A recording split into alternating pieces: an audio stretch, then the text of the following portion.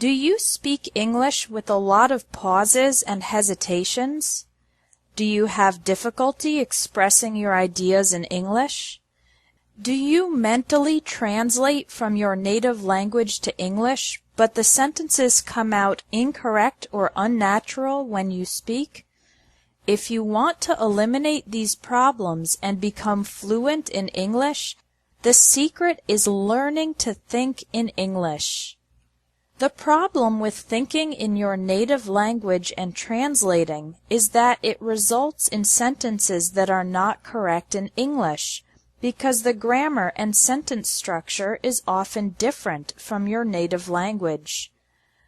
Also, it takes too much time to think and translate when you're in a conversation, leading to pauses, hesitations, and the inability to speak fast and fluently. Many students believe that thinking in English is too difficult, but I'm going to teach you how to succeed. You can learn this skill with practice, whether you're beginner, intermediate, or advanced. Level 1. Thinking in individual English words. For example, when you wake up in the morning, think of words like bed, toothbrush, bathroom, eat, banana, coffee, clothes, shoes. Then, when you go to work, think of words like car, job, company, desk, computer, paper, pencil, colleague, boss. During the day, continue to think of the individual English words for everything you see, hear, and do. Try this exercise. Look around you right now and think of all the English words you can. I'd imagine you can think of at least 10 words. Level 2. Thinking in complete English sentences. On this level, you think in complete phrases and sentences during the day. When you're at lunch, think, I'm eating a sandwich. My friend is drinking soda. This restaurant is very good. When you're watching TV, think, that actress is beautiful. The journalist has black hair. He's talking about politics. It's okay if the sentences are very simple. The most important part is to practice and develop the habit of thinking in complete sentences in English. Level 3. Functional English.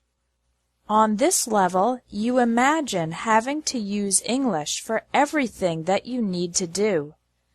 After every time you speak in your native language, think of how you would say that in English. For example, how would you buy a train ticket or order a drink in an English-speaking country? A round-trip ticket to Central Station, please. Could I have a lemonade with no sugar? This helps develop your English for real-life situations, even though you are only thinking and not speaking. If, during this exercise, you don't know how to say something, check your dictionary later. If you do this kind of mental practice regularly, you will develop the ability to use English in any everyday situation. Level 4. Narrative English. Telling a story or speaking in English for a long time. It's best to do this exercise when you have some time, like when you're waiting in line or taking public transportation. Think of a memory or a story that you would like to tell an English-speaking friend. Then, tell the story in your head in English. Because you are only thinking and not speaking, you can relax and do your best without all the pressure of a real conversation. I hope you can see that you don't need to be super advanced to learn to think in English. You can start today. Your action item is to choose one of the 4 levels and try it.